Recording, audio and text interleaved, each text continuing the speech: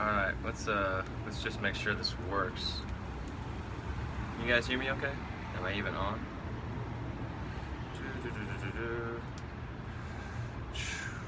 Alright. So I'm just checking in, making sure that this thing is working. Checking on the website right now. Oh, I've got 3 viewers. Okay, so it looks like it's working. Let's see if the sound is on. Yeah. Okay, my sound is on. Perfect. Okay, so let me figure out how this is going, what this is going to look like. Here. Hopefully my dog doesn't knock it over. Yeah, so I'm just gonna stand here like this. So yeah, we're doing Ask Dean Fridays. We started doing this a few weeks ago, and the goal here is to get on and ask some questions. Make sure that you guys are, well, just answer your questions, give you some information. We'll talk about fitness, we talk about diet, we talk about, you know, any questions that you guys have. And this is a chance for me to interact with you guys live as well. So if you have questions, if you're watching and you have questions throughout this, and you want to ask something, go ahead and ask the question. I'll try and get to it. We're going to be on for maybe 20-30 minutes. I'm going to go in depth with these answers as well. So yeah, let's go ahead and get started. So based on the title, we've got 3 questions that I wanted to talk about today. And so we're going to talk about diet, we're going to be talking about knee health, and then we're going to be talking about conserving energy through your workout, or how to get through your workout effectively. So let's go into the first question. And the first question, diet, just came up. You know, I get a lot of general questions sent to the Manful Yoga Facebook page, and this one comes from Terrence Flynn, and he's been sending. I've had a few questions from him before about the Yoga Basics for Men Starters package, about how to get started. So anyways, to quote Terrence, his question is, I have a question about foods. I know that some foods, like I've heard that some foods that contain grains may cause inflammation, and do you think that's true? Also, what foods do you avoid? Thank you. So yeah, Terrence, it's not whether or not really I think it's true, it is true. So a lot of grains cause inflammation. You know, that's why they make gluten-free foods, to avoid causing inflammation. So when it comes to, you know, the decision whether or not to consume grains, I usually, in my diet, what I try to focus on is replacing those grains with other complex carbs. So instead of having, you know, instead of having bread, or instead of even having whole bread or multi-grain bread, I will have something like a sweet potato or spaghetti squash instead. So complex carbs, something that doesn't slow your body down but gives you a nice boost of energy. So I really focus on switching out, you know, grains with complex carbs like sweet potatoes and spaghetti squash. There are some grains that I do consume because I don't notice as much. I don't notice as much of a slowdown with them. So when it comes to bread, you want to make sure that you're getting bread that isn't preserved. So buying it off the shelf, if it's just been, you know, lying there for weeks, or it's just made and it's meant to stay in a warm place, that's not bread that I would go for. I would go for, there's this very specific brand that I like to get. It's called Ezekiel bread, E-Z-E-K-I-E-L, Ezekiel. And this bread is non-sprouted grain. It doesn't have any added preservatives. It has a lot less sodium than breads. It's got a good amount of proteins, and it doesn't slow you down. So it really minimizes the inflammation. Is it completely grain-free? No, but it's a lot better than what you're going to get from other typical breads just off the shelf. Even if you're getting whole grain or multi-grain, again, it's really not doing you that much good. Safest answer is just avoid them altogether, and again, go for something like a sweet potato or a spaghetti squash, especially if you need carbs, if you need to work out.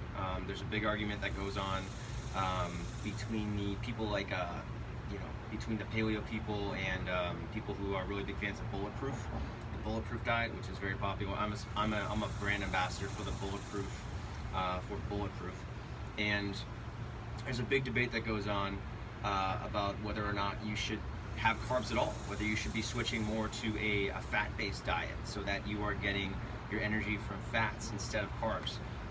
Personally, I prefer to get them a mixture, so I do like to have a lot of fats. You know, even just having like a thing of, even just having like a spoonful of refined coconut oil, refined MCT, medium chain triglyceride oil. I'll just have a spoonful of that sometimes, and that'll give me a lot of energy to kind of stay in a ketosis state.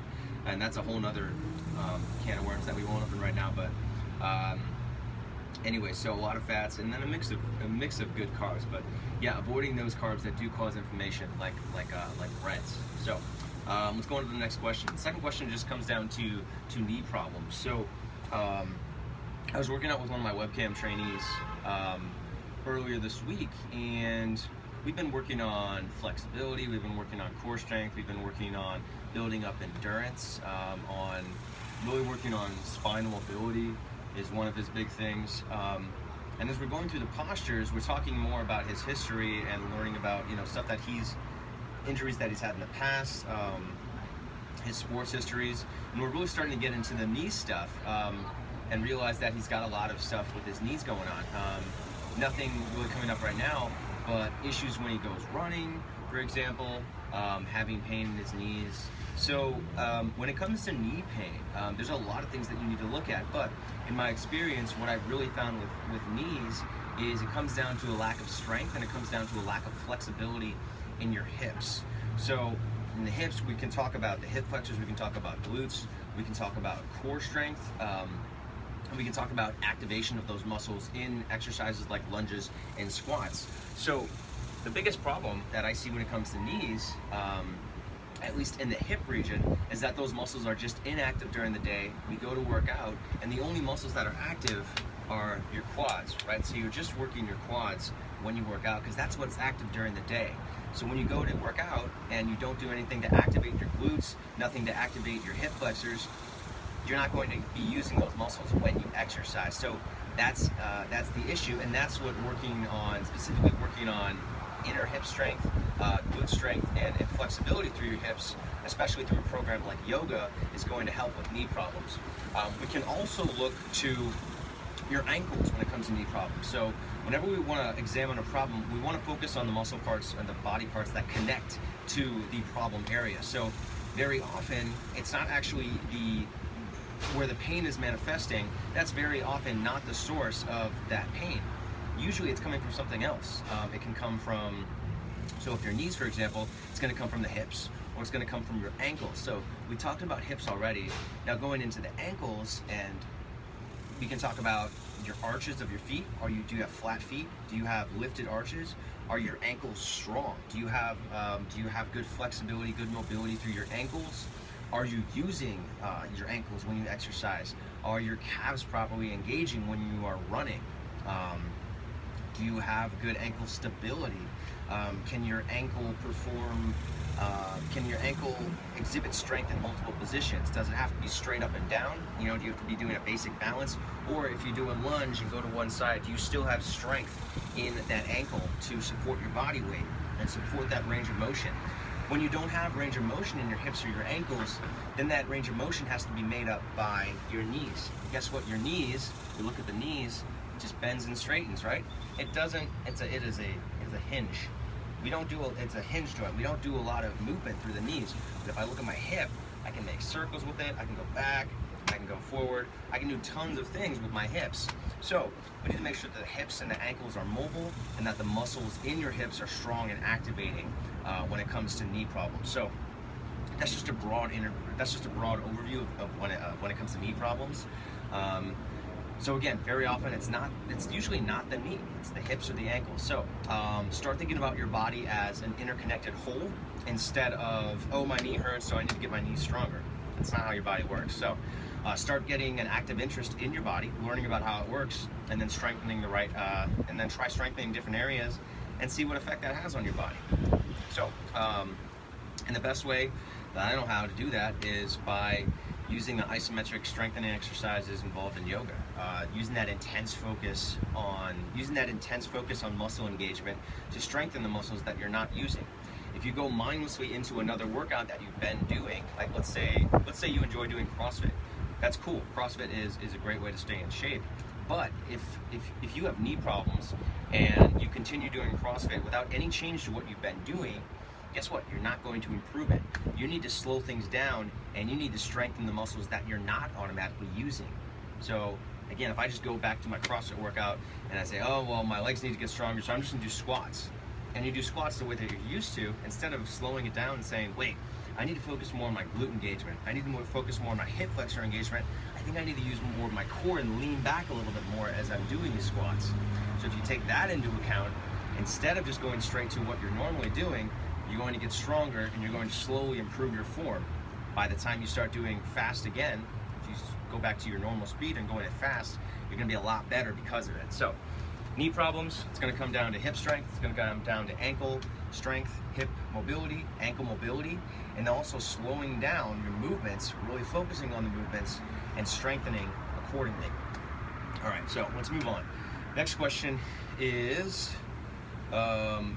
this question also comes from a trainee that I had, and at the end of our session, he asked, hey, like, what do you do, how do you prevent yourself from emptying the tank in your workout? So, you know, how to prevent yourself from emptying the tank too early in your workout. And this is something that I've definitely experienced. If you've ever been to a Bikram yoga session, you know, you do the first pose and you're already pushing. 10 minutes in, you're exhausted. You know, it's tough for you to do. It's tough for you to even contemplate doing 80 more minutes of exercise because you've already pushed it. You've already pushed everything you had, and now you're just, you know, you're just dead, right? You're tired, and it's difficult to do. So, nude yoga, please. No, absolutely not.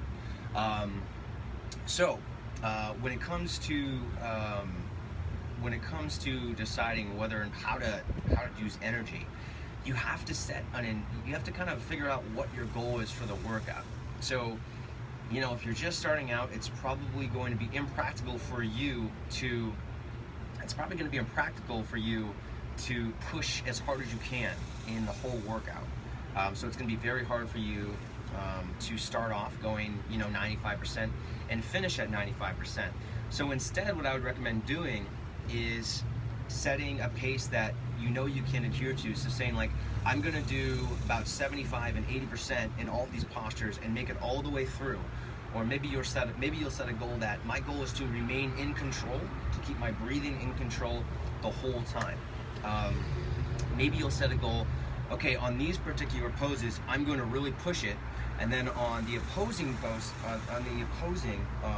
poses, I'm going to kind of back off, and I'm going to conserve my energy at certain times. So when it comes to preventing yourself from emptying the tank all the way, my recommendation is not pushing, is setting some goals for yourself, figuring out what exactly you want to get out of this yoga session, and then pushing yourself in the right times and backing off accordingly.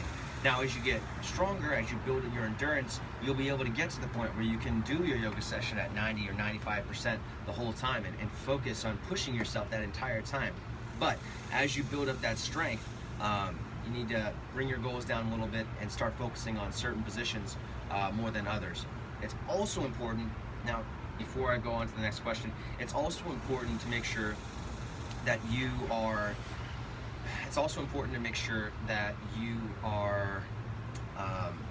raising the bar continuously. So if you get to the point where you can push yourself 75% of the time for the whole workout, then you need to make sure that, okay, you know, I can do this, I'm comfortable here. I need to push it up. I need to take it up a little bit higher now. I need to kick it up a notch. So there needs to be progression. If you want to see progress from a yoga practice, or you want to see progress from any fitness routine in general, you need to continually up your bar. You need to set higher standards for yourself. So personally for me, for example, that means that no matter how tired I am, I'm always going to do every posture from every workout. I'm not going to skip out on everything. When I used to do Bikram yoga classes long time ago, it meant that I was going to stay in the room until the very end, until afterwards, and get at least 10 breaths, no matter what, even if I wanted to leave. You know, in the workouts that I do now, it means that I'm going to push myself in every pose, even if I'm tired, because I just hold myself to that standard. So set high standards for yourself, hold yourself to them, and don't let fatigue or don't let anything really giving you an excuse not to do it. Hold yourself to a standard and complete that standard. All right, so let's go back and see if there's any other questions. What's a typical day of eating look like for you? Ooh, good question. So what's a typical day of eating look like for you? So I actually posted about this in the blog. So if you go to manflowyoga.com/blog, you'll find a great blog about this. And I think I call it a simple diet, or best diet is a simple diet, or something along those lines. So if you want to have getting a simple diet is the best way to hold to a particular diet plan. The more complicated your diet is, the more you make it, the more foods involved, the more difficult it's going to be the more difficult it's going to be able to adhere to a diet. So keep it simple. So for me, I have the same thing every day for breakfast. I have almost the same thing every day for lunch, and then when it comes to dinner, I'm having almost the same thing, maybe changing out a couple things. So to answer your question now, typical diet for me, the first thing, breakfast. Every day I wake up and I have a cold glass of water mixed with sea salt, and then I take my supplements. Usually I take Alpha Strength from Natural Force. I take Siltup Natural Stacks. Those are every day pretty much, and then I'll have breakfast about an hour later. I have eggs, I have spinach, and I have mixed vegetables, usually peppers, onions, and then I'll mix in sweet potatoes. And on top of that, I'll put sauerkraut, so getting in my probiotics, and then I'll add avocado. So pretty much every day it is eggs, mixed vegetables, spinach, avocados, and sauerkraut. Every day for breakfast. Super simple, and I make a lot of it, so I have kind of two breakfasts. I'll have one right when it's finished, and then a couple hours later I'll eat the rest of it. So I eat I'll eat periodically throughout the day. After I finish my eggs, I have coffee. I've got my bulletproof coffee, so I have, I use a French press. I prepare the coffee, and then I add in ghee, refined butter, clarified butter, GHEE. You can usually find it at your local grocery store, and if you can't, it's easy enough to find. Actually, if you can't, you're gonna have to go to a more health-oriented grocery store to find that. And then I also I've been adding in peptide collagen proteins from My Natural Force. So that is a protein that just dissolves in anything. Dissolves in water, dissolves in coffee, has no taste, and it has a lot of, it has amino acids focused on collagen. So collagen is literally the glue that holds your body together, your skin, your hair, your nails, connective tissue, so it helps with joints a lot. So I'll mix in a scoop with that. And then I will put in then I'll put in MCT oil, so medium chain triglyceride. Bulletproof makes a couple good ones. They make an XCT oil, and then they make a brain octane. Is it brain octane fuel or brain octane oil? One of the two. And that's what I like to use in bulletproof coffee. For lunch, I will have fish, vegetables, and spinach. That's pretty much it. And I'll have lunch around 3 o'clock or 2 o'clock. And then for dinner, I will have fish, vegetables, sweet potatoes, or I will replace the fish with grass-fed beef, grass-fed bison, or grass-fed beef, high-quality beef. I try to go with beef or fish, and then maybe once per week I'll have chicken. For whatever reason, chicken doesn't really sit well with me, so I try to go for higher quality beef, meat, and fish. And then I will usually have, for snacks, I don't really eat snacks. I'll have water with lime and salt for a snack, because usually I'm not really hungry. It's usually just my body wanting something to eat, and that really helps with cravings. So mixing just a dash of lime with sea salt and water is really good. And then I'll have 1 or 2 bottles of mineral water, and I use Topo Chico. So that is pretty much a comprehensive look at what I eat every day. And then if you want to learn more about diet, if you want to figure out a diet that works for you, and learn about the guidelines and the principles that go into my dieting, I wrote an ebook actually for this. It's just called the Man-Flow Diet. So if you go to manflowyoga.com/man-flow-diet, you'll find that ebook, and that has a bunch of foods in there that you can eat to choose, make a diet for yourself. It also has some other eating tips, so like when to eat, for example, when to eat before a workout, what to eat after your workout, some snack options, and then it tells you foods that you should sometimes eat, and then foods that you should never eat. So we've got like a Shadowlands section, and then like an okay section. So if you want to learn more about diet, the blog, and then also the Manflow diet. We also have a diet and nutrition section within the Manflow Yoga members area. So if you haven't looked at the members area yet, you can sign up for that at manflowyoga.com/7-days, and you can get a and with that, you've got the workout library, you've got the workout programs, diet nutrition section, and lots of really cool community features to help you stay held accountable to do your workouts, learn more about other dieting information, and just interact with a community of people who are dedicated to improving their fitness. So check that out at manflowyoga.com/7-days. And there's a whole lot of other perks of being a member. You get more exclusive content from me, you get weekly emails, you get member savings on all of our products, on all digital products. You get 25% savings on that. So, you know, that's where, if people really want to get into this stuff, that's where I recommend people go, straight to the members area. So, let's see if there's any other questions. 6, 7. That's not a question, that's a number. All right, well, I guess that's it. Unless anybody else has any other questions. Before I go, I want to mention that I just launched the What, Why, How 21-day challenge as a workout program. So we did that challenge in May and June of this year. It was the most popular challenge we've ever hosted. We had over 160 paying members, not people who just signed up and said, oh yeah, I'll do it. People who actually put in their own money, put in an investment into the program and did it. We had a really huge, thriving Facebook community that was interacting over it and sharing, and I was getting a ton of emails about it. You know, it was just a really awesome challenge. So we put that challenge together into a workout program so that you can do it whenever now. And the challenge focuses on what, why, and how. So what we're doing, what the workouts we're doing, the exercises, the postures, why you're doing them, so the benefits involved, like how does this improve my fitness, how does this improve my overall body feeling, and then also why you're how to do it properly. So how to do the exercise properly, how to make sure that you're feeling it correctly, that you're doing it as effectively as possible, that you're getting the most out of it, and that you're doing it safely. So that's why we called it the What, Why, and How challenge. We've got 21 workouts in there, 2 parts. So the first section is focused on tutorials and kind of teaching you as you do the workout. And the second section is focused on more intense, faster paced workouts, so that you're progressing as you do the challenge. You are going from a beginner level to a somewhat intermediate level by the end of the challenge, by the end of those 21 days.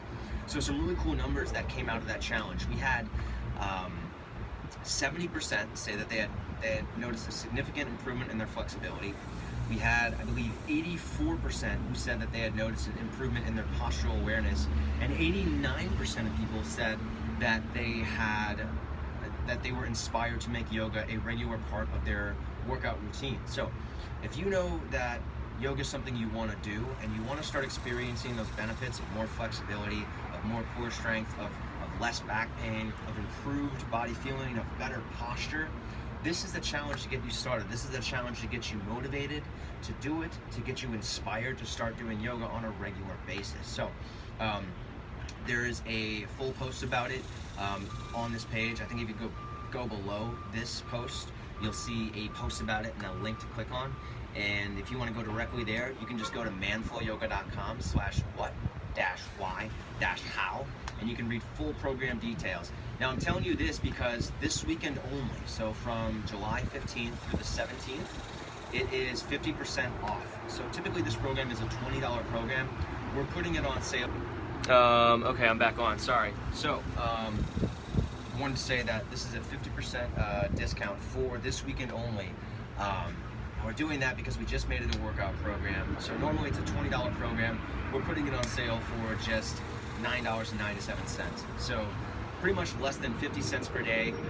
You get lifetime streaming access to all of these workouts. I said lifetime because even after the challenge is done, you'll still have access to all of the workouts. Now, accompanying the workouts, you also get a daily email. So we're going to tell you the what, why, and how of each challenge, so that you're approaching the challenge, the workout for the day, intelligently. We're not just giving you a workout and saying do this. We're telling you what the workout's all about, so that you know what to expect coming into it, and you know what you can get out of it. So, what, why, how 21-day challenge, currently available for 50% off. That's this weekend only. Even if you buy the challenge now, you can start it later. You don't have a start date. You can start. You click to start the challenge. So even if you buy today, doesn't mean you have to start the challenge now. If you want to start 2 weeks from now or a month from now, you can do that. But the 50% savings is not going to last. So make sure you get in now, sign up for that challenge, and you know, the survey really speaks for itself. So much positive feedback from it. And if you go to that manfulyoga.com/what-why-how page, you'll see some of the positive feedback, some of the Facebook comments, and some of the direct emails that I received from people praising the challenge, and praising what they got out of it. All right, so I guess that's really it. I really hope that the internet didn't cut off for too long, and that you guys are still hearing all of this. It's getting hot. I'm outside, standing in Texas. Thankfully, I'm wearing some lightweight material, so it's not too hot. But you know, it is 98 degrees here. That was not a pun for a boy band. It's probably 100 degrees now, actually. So, Do you have a release date for the new DVDs? Ooh, good question, John. So yes, the Body by Yoga DVDs. These are the DVDs that I created to help teach you yoga, to help teach you the physical benefits of yoga without the spiritual nonsense. You know, it's straight into it. DVD program for beginners. And the first DVD, called Guy Yoga, Beginner's Yoga for Men, is coming out soon. John, I do not have a date for it. It really depends on Amazon. So we're waiting on Amazon to set it all up for us. And I've been told within a month. So hopefully, maybe later this month, maybe the beginning of August. But as soon as I have a date, I will let you guys know. So that is coming. The Body by Yoga DVDs are coming. Thank you for your patience. Oh, by the way, if you want to sign up for the VIP list for that DVD release, go to manfulyoga.com/DVD-VIP, and you'll get exclusive content associated with that DVD. You'll get, actually, you can receive the Road to Yoga Ripped as soon as you sign up. We'll also send you some behind-the-scenes footage, or some behind-the-scenes commentary about what was going on when we were filming. You'll get an exclusive discount. You'll get early bird access to it. So just a lot of great things to be on that list. It doesn't cost anything to sign up. It just means that we'll send you emails about the DVD. And again, so you can sign up for that at manfulyoga.com/DVD-VIP. All right, cool. Christopher just asked, do I only do yoga, or do I do other calisthenics and pull-ups and push-ups and bodyweight exercises? I've talked about that so many times on all these other ones that I'm just going to answer with yes, I do stuff in addition to yoga, mostly bodyweight. Yeah, a lot of pull-ups, push-ups, gymnastics type stuff. I'll stop there, but if you want to look at more info on that, sign up for my Off the Mat blog, and this is where I talk about kind of my personal stuff. manfulyoga.com/off-the-mat, and I send that out every Friday. So actually, I'll be sending that out later today. So if you want to learn more about kind of my personal stuff, like my workout routines and my diet, and also my philosophy, my business practices, and things like that, you can sign up for that at manfulyoga.com/off-the-mat. All right, I'm definitely going in now. Thank you so much for watching. Thank you for all the little like buttons and heart signs that have been flying across the screen. I appreciate it. And I'll see you guys on, I'll be here next week. I don't know what time next week on Friday, but you can set up notifications so that whenever I go live, you'll get a notification for it. So go on to if you're on your desktop, you're just gonna go to the upper right part of the screen in the cover photo, so above the wall, and there'll be something you can click and just say turn on notifications, and that way you'll receive notifications whenever I post something new or whenever I go live. So then when I go live, you can come on and ask questions and interact with me live. So yeah, Oh yeah, sorry Christopher. So I just answered that question a lot. That's why I didn't get straight into it. But yeah, you can check out the website, check out the blog for that kind of information. All right, guys, thank you for watching. I'm gonna go inside and have a glass of water with lime and salt, of course. I'll see you later. Oh.